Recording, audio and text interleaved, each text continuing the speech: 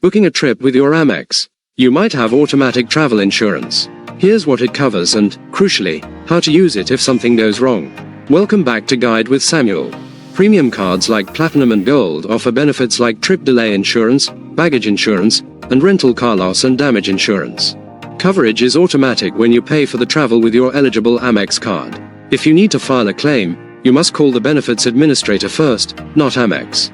The number is in your card's guide to benefits PDF. You'll need your card details, trip receipts, and documentation of the incident, like a delay notice from the airline. My crucial pro tip: read the guide to benefits before you travel. Know the specific rules. For example, trip delay insurance often only kicks in after a 6 or 12-hour delay. Knowing the details helps you gather the right proof and sets your expectations. Turn your card into a safety net for your adventures. Have you ever had to use Amex's travel insurance? How was the experience? For more guides on travel protections, subscribe. Thanks for watching. I'm Samuel, and I'll see you in the next video.